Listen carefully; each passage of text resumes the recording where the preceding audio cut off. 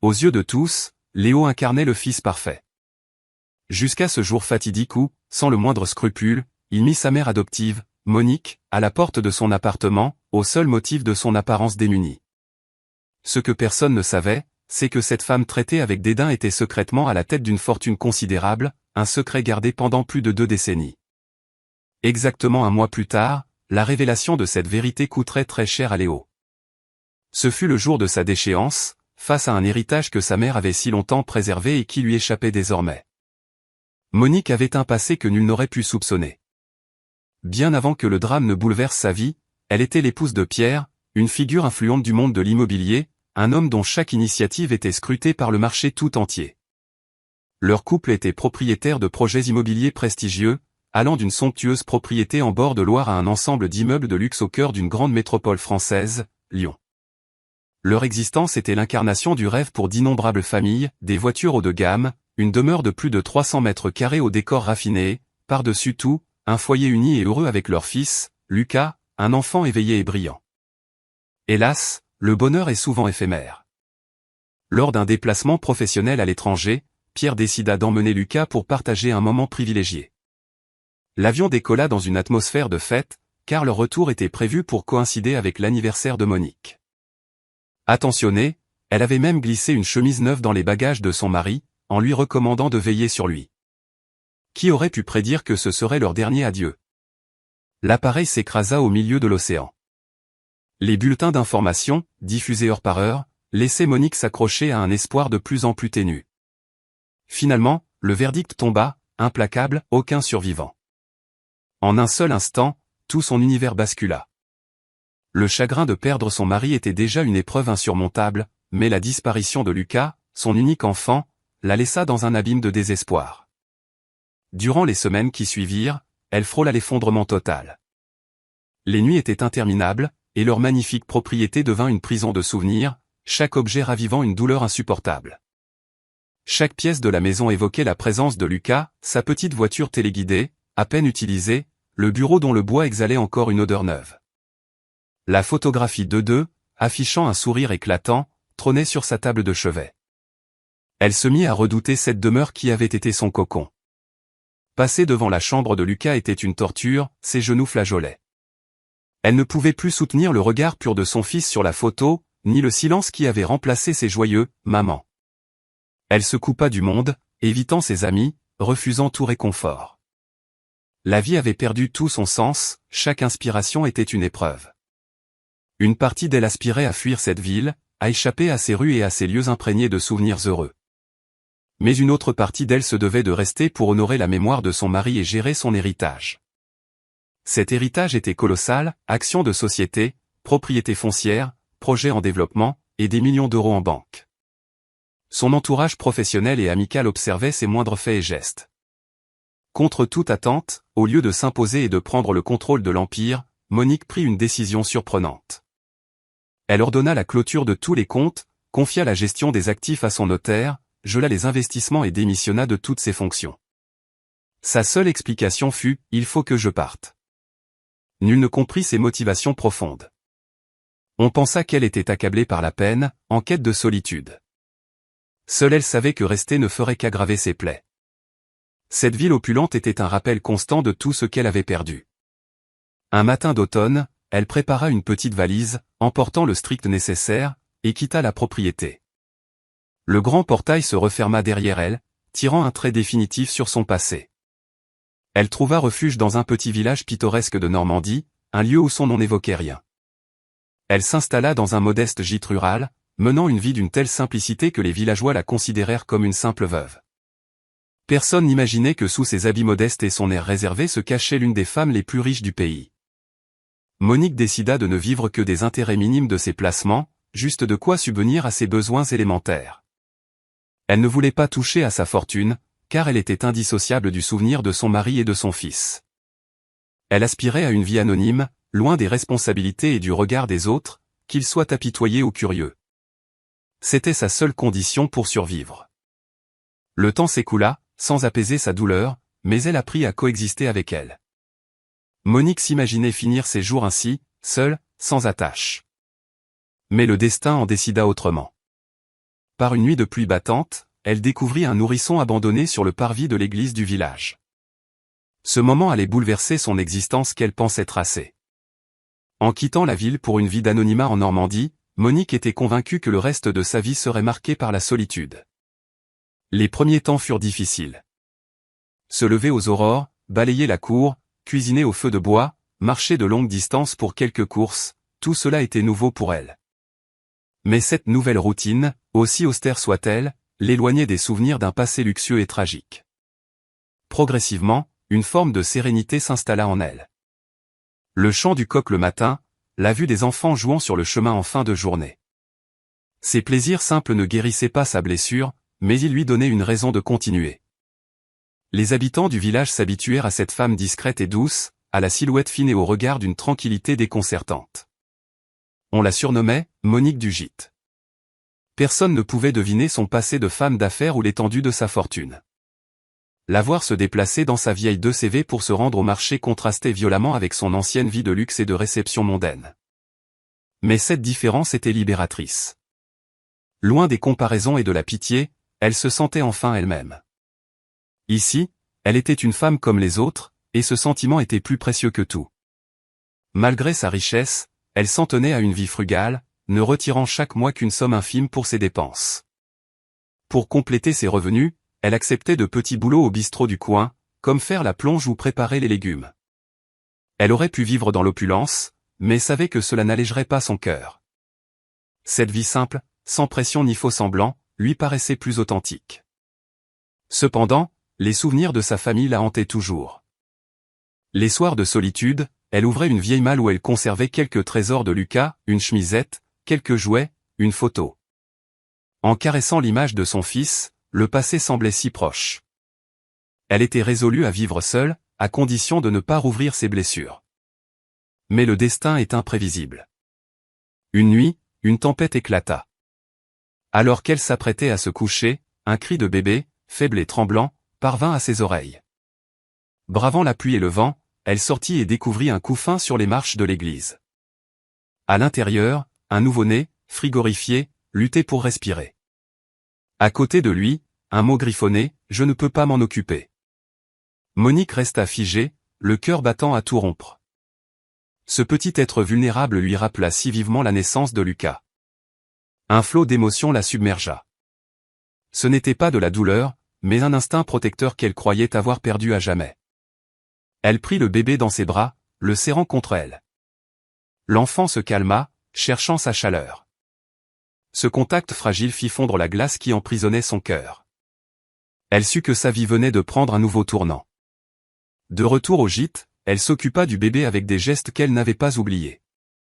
Chaque soin, chaque pleur, ravivait en elle l'instinct maternel. Ce n'était pas un remplacement, mais une renaissance de l'amour qu'elle portait en elle. Le lendemain, elle raconta son histoire au curé. Il lui expliqua que l'enfant serait confié aux services sociaux. À cette idée, Monique sentit son cœur se contracter. Elle avait déjà perdu un enfant, elle ne pouvait pas en abandonner un autre. Lorsque le curé lui suggéra de l'adopter, elle accepta sans hésiter. C'était une décision impulsive, mais en regardant le visage paisible du bébé, elle sut qu'elle était juste. Sa vie, jusqu'alors figée, reprit son cours. Elle appela l'enfant Léo, un nom synonyme de courage. En grandissant dans l'amour de Monique, Léo lui redonna le goût de vivre, une joie qu'elle pensait éteinte pour toujours. En adoptant ce nourrisson trouvé sur le parvis de l'église, Monique ne mesurait pas l'ampleur du changement qui allait s'opérer en elle. Elle pensait offrir un simple refuge, mais découvrit un attachement profond et inattendu. Le petit Léo, avec ses grands yeux noirs, devint son univers. Les nuits de fièvre, elle le veillait, oubliant son propre passé, sa fortune, sa douleur. Seul comptait cet enfant, symbole d'un nouvel espoir. Léo grandit dans ce gîte humble mais rempli d'amour. La pauvreté matérielle était compensée par une richesse affective immense. Monique travaillait sans relâche au bistrot pour subvenir à leurs besoins, mais la perspective de retrouver son fils à la sortie de l'école suffisait à lui donner du courage. Léo était un enfant exemplaire, plus mature et intelligent que les autres enfants de son âge. Il ne demandait rien, se contentant de la présence de sa mère. Monique était touchée par sa simplicité, par la façon dont il se blottissait contre elle, par la joie qu'il exprimait pour un simple cadeau. Parfois, en le regardant, elle revoyait Lucas. Mais elle chassait cette pensée, aimant Léo pour lui-même, reconnaissante de cette seconde chance d'aimer. Les jeux de Léo dans la cour du village étaient une source de joie pour tout le voisinage. Les gens disaient que Monique était une femme chanceuse, ignorant que c'était cet enfant qui l'avait sauvée du désespoir. Elle lui inculqua des valeurs de bonté et de partage, qu'il mit en pratique naturellement. Voir cet enfant, né de l'abandon et de la pauvreté, grandir avec un cœur aussi généreux était une source d'émerveillement pour Monique. Leur quotidien était fait de petits riens qui constituaient leur bonheur, les trajets à l'école, les dîners partagés, les soirées à faire les devoirs ou à coudre. Chaque instant était empreint de sérénité et d'authenticité. À l'école, Léo se distingua par sa vivacité d'esprit et son comportement exemplaire. Il était prévenant envers sa mère, la réconfortant dans ses moments de tristesse avec une maturité touchante. Ces simples mots, « mais tu m'as, maman », avaient le pouvoir de la faire pleurer d'émotion. Elle était fière de l'homme qu'il devenait. Pour lui offrir le meilleur avenir possible, elle économisait sur tout, sauf sur son éducation et son bien-être. Elle ne touchait jamais à sa fortune, mais n'hésitait pas à dépenser ses maigres gains pour lui. Son dévouement était total. Les voisins, témoins de cette relation fusionnelle, commencèrent à percevoir que Monique n'était pas une femme ordinaire. Sa distinction naturelle, l'éducation de Léo, tout laissait deviner un passé différent. Mais elle restait discrète, se contentant de dire qu'elle aspirait à une vie tranquille. Les années passèrent. Léo, devenu un adolescent brillant, fut admis dans un prestigieux lycée régional. Le jour de la nouvelle, Monique le serra dans ses bras, consciente du lien indestructible qui les unissait, plus fort que les liens du sang. Pour Léo, elle était sa seule et unique mère. Son professeur principal confia un jour à Monique que Léo était la preuve vivante que la grandeur d'âme ne dépendait pas du milieu social, mais de l'amour reçu. C'est pourtant à cette période que les prémices d'un changement s'annoncèrent. L'univers simple qui avait forgé le caractère de Léo allait s'ouvrir sur un monde nouveau, plein de promesses, mais aussi de dangers. L'enfant abandonné sous la pluie était sur le point de prendre un chemin qui l'éloignerait de celle qui l'avait sauvé. Quand Léo devint un jeune homme, il était la fierté de son village et l'accomplissement de tous les espoirs de Monique. Des années de sacrifices et de nuits blanches avaient porté leurs fruits, il fut accepté dans une faculté de médecine renommée à Paris, un rêve inaccessible pour beaucoup. Le jour de son admission, Monique pleura de joie et de soulagement. Léo n'était plus seulement l'enfant qu'elle avait recueilli, il était le fils que la Providence lui avait offert. Les premiers temps de son absence furent difficiles. Le gîte semblait vide et silencieux. Mais Monique transforma son chagrin en énergie. Elle multiplia les petits boulots pour lui envoyer de l'argent, lui assurant au téléphone que tout allait pour le mieux, cachant sa fatigue et ses mains abîmées par le travail. Pour elle, sa réussite justifiait tous les sacrifices. À Paris, Léo s'épanouit. Son sérieux et sa détermination lui valurent le respect de ses pairs et de ses professeurs. Il n'oubliait pas d'où il venait et travaillait d'arrache-pied pour honorer la confiance de sa mère. C'est dans ce milieu stimulant qu'il rencontra Chloé, une étudiante issue d'un milieu privilégié, belle et pleine de vie. Elle incarnait un monde de luxe et d'aisance que Léo n'avait jamais connu. Il fut fasciné, et elle, séduite par son intelligence et sa force tranquille. Ils devinrent rapidement un couple envié. Monique fut heureuse pour son fils, espérant simplement que Chloé serait une bonne compagne pour lui. Cependant, une légère angoisse la taraudait face à leurs différences sociales. Elle choisit de faire confiance à leur amour. La première visite de Chloé au village fut un moment charnière. Monique avait tout préparé avec soin pour faire bonne impression. Mais dès son arrivée, le malaise de Chloé fut palpable. Son regard critique balaya la modeste demeure, s'attardant sur les vêtements simples de Monique. Malgré l'accueil chaleureux, son attitude resta distante. Monique perçut ce malaise, mais ne laissa rien paraître. Après cette visite, Chloé changea. Elle évita le sujet des visites familiales et commença à présenter Léo comme un homme au passé, complexe. L'amour de Léo pour elle était si fort qu'il commença à adopter son point de vue. Il se mit à taire ses origines, à dissimuler les difficultés de sa famille, développant un sentiment de honte. Ces petits changements, au départ anodins, prirent de l'ampleur. Après leurs études, Chloé pressa Léo de se marier. Sa famille accepta, non sans que sa mère ait posé à Léo des questions sur ses origines qui le mirent mal à l'aise. L'amour pour Chloé et le désir de lui offrir une belle vie le poussèrent à occulter une partie de lui-même. Il oublia la fierté que sa mère avait toujours eue pour lui, quelles que soient leurs conditions. Une fois la demande en mariage faite, Léo fut happé par un nouveau monde, celui de sa belle famille, fait de luxe et de conventions sociales. Il s'éloigna encore plus de Monique, ses visites se raréfiant au profit d'appels téléphoniques brefs et impersonnels. Monique sentait la distance s'installer, mais l'attribuait à ses nouvelles responsabilités. Le jour du mariage, elle observa de loin son fils, souriant aux côtés de Chloé, sans se douter que ce moment marquait le début d'un éloignement encore plus profond, un fossé qui semblerait bientôt infranchissable. Après s'être mariés, Léo et Chloé s'installèrent dans un bel appartement en ville, une acquisition facilitée par la famille de Chloé. Léo découvrit un style de vie fait de dîners mondains et de soirées élégantes, un univers auquel il s'efforça de s'adapter par amour. Chloé, soucieuse de son image, le façonna à sa convenance, corrigeant ses manières, choisissant ses vêtements. Léo, au début reconnaissant, finit par ressentir un profond complexe d'infériorité, qui rejaillit sur sa perception de sa mère. Les visites à Monique devinrent de plus en plus rares. La première fois qu'ils y retournèrent après le mariage, l'attitude de Chloé fut glaciale. Elle ne cacha pas son dégoût pour la simplicité du gîte et toucha à peine au repas que Monique avait préparé avec amour. Léo, tiraillé, ne sut comment réagir. Sur le chemin du retour, Chloé lui fit comprendre qu'elle ne supportait pas cet environnement. C'est à ce moment que la première fissure apparut dans le cœur de Léo. L'influence de Chloé se fit de plus en plus pesante.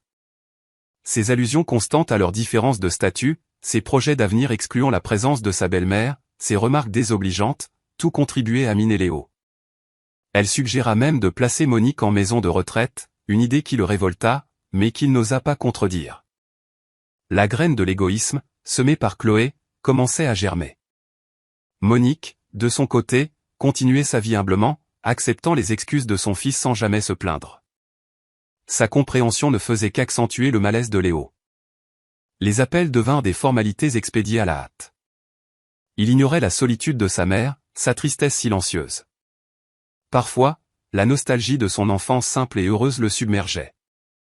Mais la peur de déplaire à Chloé, de briser l'image qu'il s'était construite, était plus forte. Il laissa l'amour pour sa mère s'étioler, sans en avoir conscience. Chloé, de plus en plus possessive, s'opposa même à ce que Léo envoie de l'argent à sa mère, la considérant comme une charge. Ces questions insidieuses culpabilisaient Léo, qui finissait toujours par céder. Le couple se laissa absorber par leurs carrières respectives, oubliant peu à peu l'existence de cette femme qui attendait, seule, un signe de son fils. Monique, elle, continuait de vivre dans le souvenir et l'amour, se persuadant que le bonheur de son fils était tout ce qui comptait.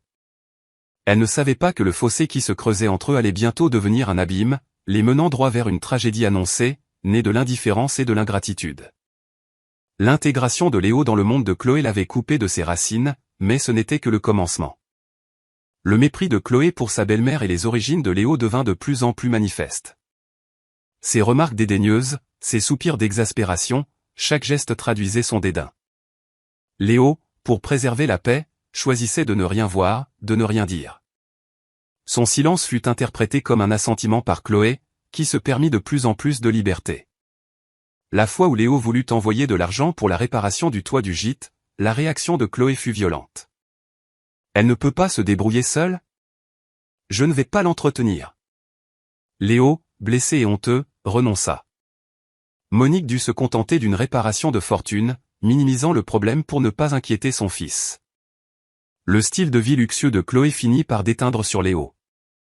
Il se mit à voir le gîte, les vêtements usés de sa mère, sa vie simple, avec les yeux de sa femme. La fierté qu'il éprouvait autrefois se transforma en honte. La peur du jugement de Chloé et de son entourage le poussa à renier une partie de lui-même. Chloé, façonnée par une éducation privilégiée, était incapable de comprendre le concept de sacrifice. Pour elle, la vie était une succession de plaisirs matériels, dans laquelle la pauvreté et le dévouement d'une mère n'avaient pas leur place. L'appel de Monique annonçant sa visite fut le catalyseur du drame. Léo, bien qu'hésitant, accepta.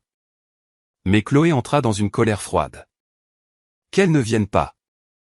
Imagine si nos amis la voient. Elle lui rappela son dégoût pour le milieu modeste de sa mère, son refus de voir sa propre vie, contaminée.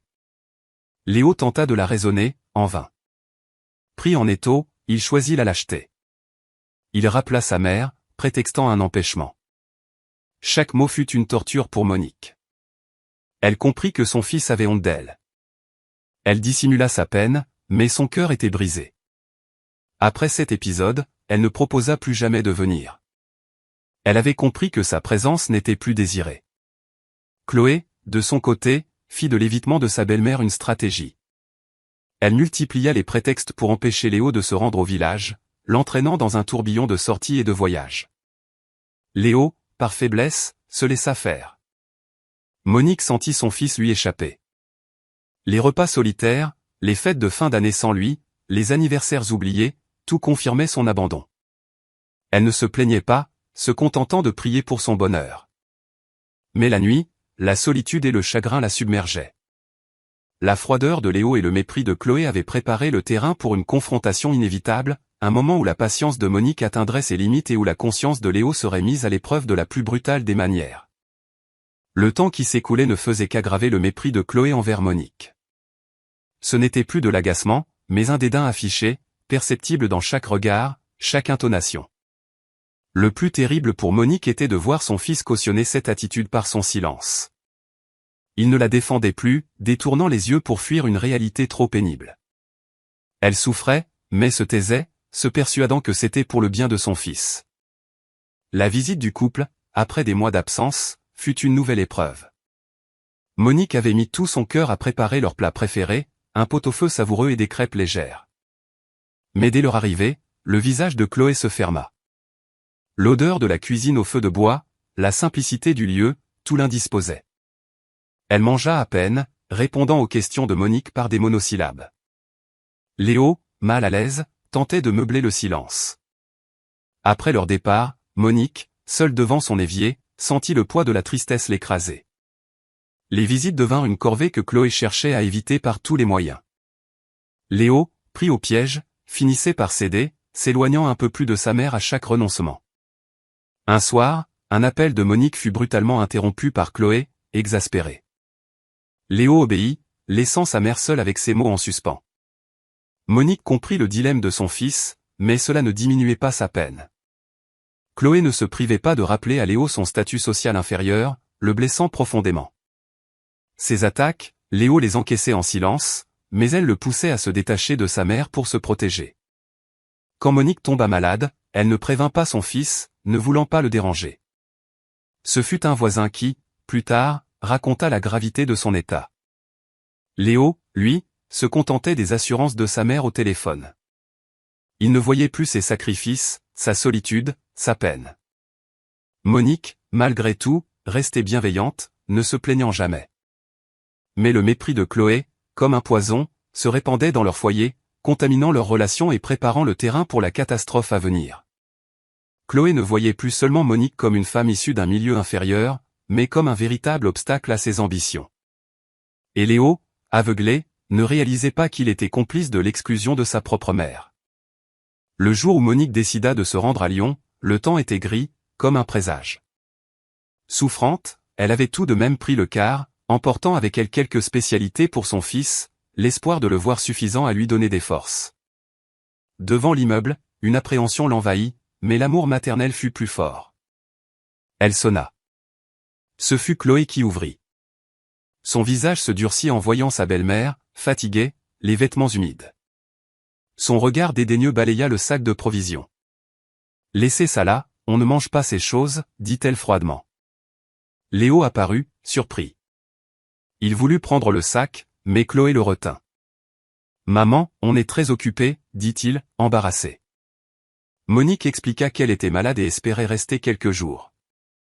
Chloé l'interrompit sèchement. « Impossible, nous avons des invités. Et l'appartement est trop petit. » Léo, pris au piège, prononça la phrase fatale, « Rentre te reposer à la campagne, maman.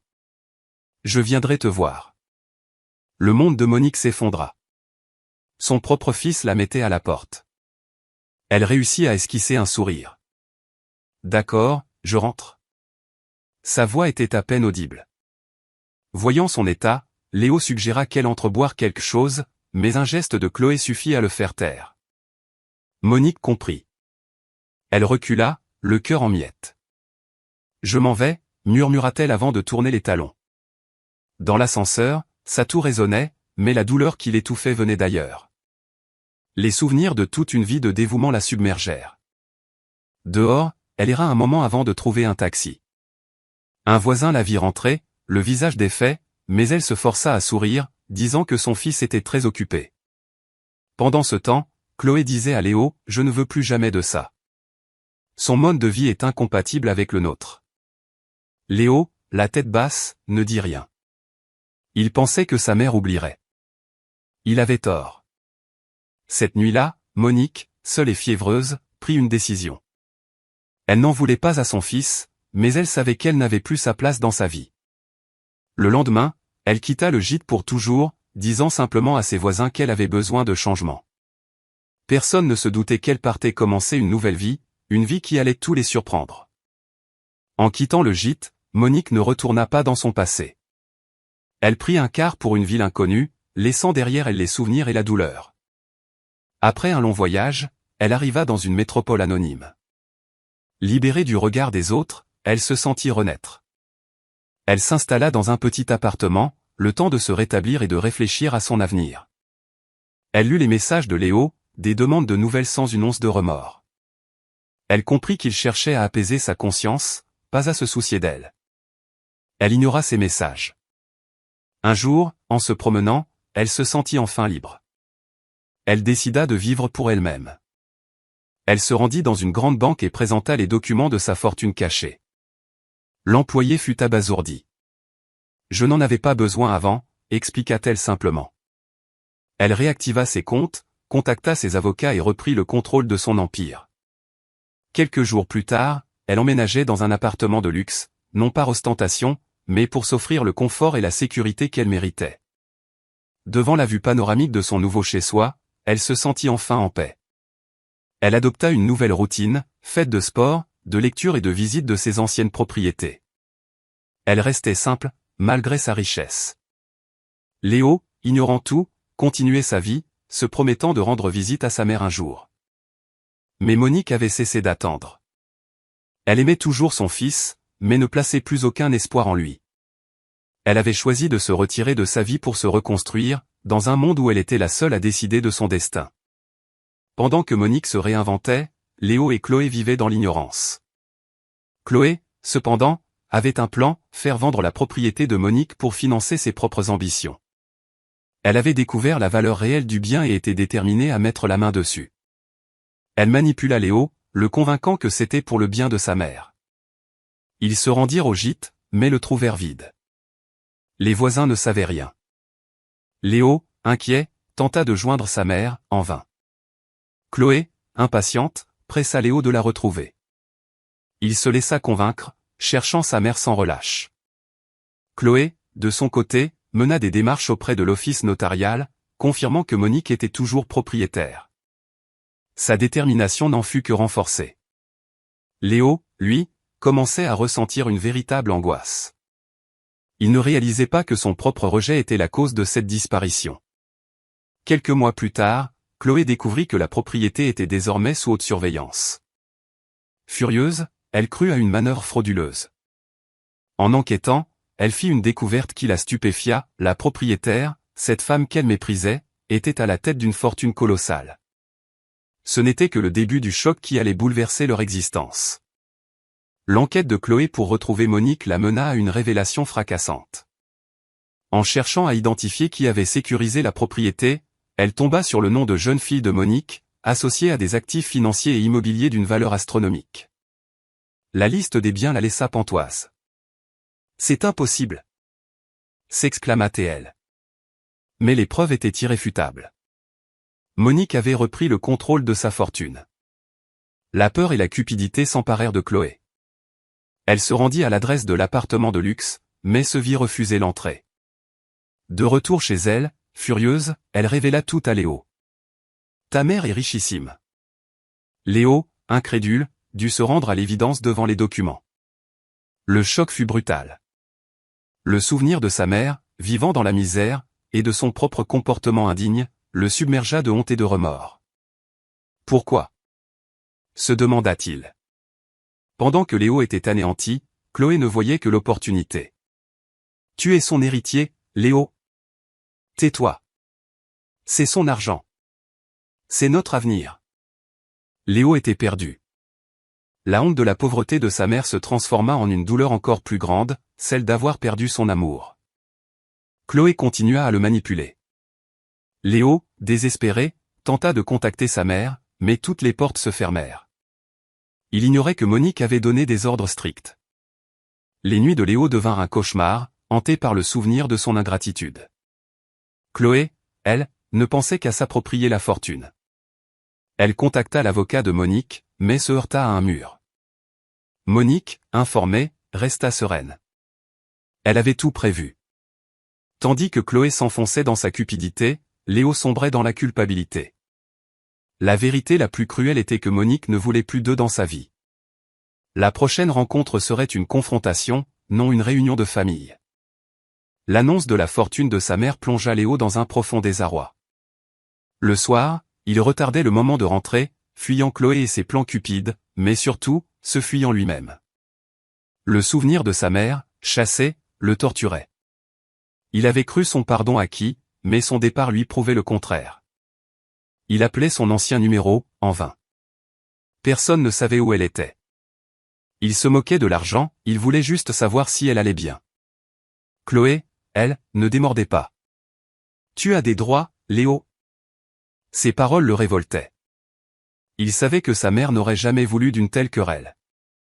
La remarque de Chloé sur l'héritage fut la goutte d'eau. Tais-toi, cria-t-il, pour la première fois. Il la regarda avec une lucidité nouvelle, voyant en elle non plus la femme qu'il aimait, mais une calculatrice avide. Il se rendit à l'ancienne propriété, espérant y trouver sa mère. Mais la grille était fermée, gardée. Son appel resta sans réponse. Il comprit qu'elle l'évitait. De retour chez lui, il fut submergé par les souvenirs de son dévouement. Chloé, de son côté, tenta de forcer la main de l'avocat de Monique, sans succès. Celui-ci, fidèle à sa cliente, la renvoya. Monique, informée, ne fut pas surprise. Elle attendait de voir si Léo trouverait en lui la force de se libérer de l'emprise de sa femme. Les semaines passèrent. Léo était au bord de la dépression. Son travail s'en ressentait. Chloé, voyant qu'il ne coopérait pas, devint de plus en plus agressive. Leur mariage était au point de rupture. Léo sentit qu'il devait retrouver sa mère, coûte que coûte. Il ignorait que Monique suivait ses efforts de loin. Elle entendait la détresse dans ses messages vocaux, mais restait silencieuse. Ce n'était pas de la cruauté, mais une épreuve. S'il veut vraiment me retrouver, il y parviendra, se dit-elle. L'ultime confrontation approchait. L'obsession de retrouver sa mère consumait Léo. Il était hanté par la culpabilité. Un soir, il retourna à l'église de son enfance. Les paroles apaisantes du curé lui redonnèrent un peu d'espoir. Il pria, demandant une seconde chance. Il décida de prendre congé pour se consacrer à ses recherches. Il voyagea, interrogeant en vain. Il apprit seulement que sa mère était malade avant de partir, ce qui accrut son remords. Chloé, se sentant délaissée, devint agressive. « Qu'a-t-elle fait pour toi ?» Cette question blessa Léo au plus profond de son être. « Ne parle plus jamais d'elle comme ça », répondit-il avant de quitter l'appartement. Il comprit l'étendue de ses erreurs. Un soir, un collègue lui apprit que la propriété de sa mère était en cours de sécurisation juridique. C'était la preuve qu'elle allait bien. Il se rendit à l'adresse de l'appartement de luxe. Le concierge lui refusa l'entrée. « Vous arrivez trop tard. » Léo fut anéanti. Il revint chaque jour, attendant des heures. Le concierge, pris de pitié, lui conseillait de renoncer. Léo persistait. Monique était au courant. Elle n'était pas insensible, mais elle attendait qu'il ait tiré la leçon de ses erreurs. Son obstination mit son mariage à rude épreuve. Chloé, ne comprenant pas sa démarche, devint odieuse. Léo prit ses distances, réalisant quelle était la source de son malheur. Son seul but était désormais d'obtenir le pardon de sa mère. Il savait qu'il devrait attendre, mais il était prêt. Le destin allait bientôt provoquer la rencontre qui scellerait leur avenir. L'attente de Léo était devenue un rituel, une pénitence. Chaque jour, il se postait dans le hall de l'immeuble, espérant un signe. Un après-midi pluvieux, alors qu'il était accablé par la fatigue et le désespoir, une voiture noire s'arrêta. Monique en descendit, transformée. Élégante, sereine, elle dégageait une autorité nouvelle. Léo fut foudroyé. « Maman » murmura-t-il. Elle le vit. Son calme le désarma. Il s'approcha, balbutiant des excuses. Elle le laissa parler, puis demanda, d'une voix neutre, « Que fais-tu ici ?» Il tenta de lui expliquer son remords. « T'inquiètes-tu pour moi, ou pour autre chose ?» La question le transperça. Il jura que l'argent n'avait rien à voir, qu'il voulait seulement son pardon. Elle lui avoua qu'elle savait pour ses visites. Une blessure a besoin de temps. « Donne-moi une chance » supplia-t-il. Elle le regarda intensément. « Serais-tu capable de me protéger, maintenant ?» Il affirma que oui, avec une conviction nouvelle. « Alors, je te donnerai une chance, dit-elle. Mais pas tout de suite. Règle d'abord ta vie. Prouve que tu es devenu un homme. » Elle lui tourna le dos, lui conseillant de rentrer se mettre à l'abri. C'était un refus, mais un refus empreint d'une promesse. Léo la regarda s'éloigner, des larmes de douleur et d'espoir coulant sur son visage. Il avait une chance. Il allait la saisir. La rencontre avec sa mère fut un électrochoc pour Léo. Il rentra chez lui, déterminé à changer. Il confronta Chloé, qui l'accueillit avec ses reproches habituels. Mais Léo n'était plus le même. Il lui annonça calmement qu'il ne tolérerait plus son mépris pour sa mère. « J'ai été lâche, mais c'est fini. » Il refusa de discuter de l'argent, affirmant qu'il n'en voulait pas. « Je veux seulement son pardon. » Devant son ultimatum changer ou se séparer, Chloé fut déstabilisée. Elle tenta de le faire chanter avec l'argent, mais il resta inflexible. Quelques jours plus tard, il quitta l'appartement, s'installant à l'hôpital. Il se consacra à son travail, laissant chaque jour un message pour sa mère à la réception de son immeuble, lui racontant ses progrès. Monique lisait tout, un sourire triste aux lèvres. Son fils était en train de renaître. Chloé, réalisant qu'elle avait tout perdu, tenta de réclamer une part de la fortune, en vain. Léo, de son côté, se sentait de plus en plus en paix avec lui-même. Un jour, l'avocat de Monique lui remit une carte. Un seul mot, je t'attends là où tout a commencé. L'église du village. L'histoire de Léo et Monique est une fable moderne sur l'ingratitude et la rédemption. Elle nous rappelle que l'amour parental, que l'on croit éternel et inconditionnel, peut être brisé par la négligence et l'égoïsme. La première leçon est l'urgence d'aimer. Léo a attendu de perdre sa mère pour réaliser sa valeur. Il est un avertissement, n'attendons pas qu'il soit trop tard pour chérir nos parents. La deuxième leçon est le danger de la cupidité. Chloé, aveuglée par l'argent, a détruit son couple et son humanité. Sa quête matérialiste l'a laissée seule et vide. La troisième leçon est la force tranquille de Monique. Son courage n'a pas été de supporter, mais de partir pour se sauver et donner à son fils une leçon de vie. L'amour, c'est aussi savoir s'éloigner pour permettre à l'autre de grandir. Une autre leçon est de se méfier des apparences. La simplicité de Monique cachait une richesse que Chloé n'a pas su voir. La vraie valeur d'un être est intérieure. Enfin, l'histoire de Léo est une ode à la seconde chance. Son repentir sincère et ses efforts pour changer lui ont permis de regagner l'amour de sa mère. La rédemption est possible pour qui a le courage d'affronter ses erreurs. C'est l'histoire d'une reconquête, celle de la dignité et de l'amour filial, un rappel que chaque parole, chaque geste envers nos parents, compte. Car effacer une larme que l'on a provoquée peut prendre toute une vie.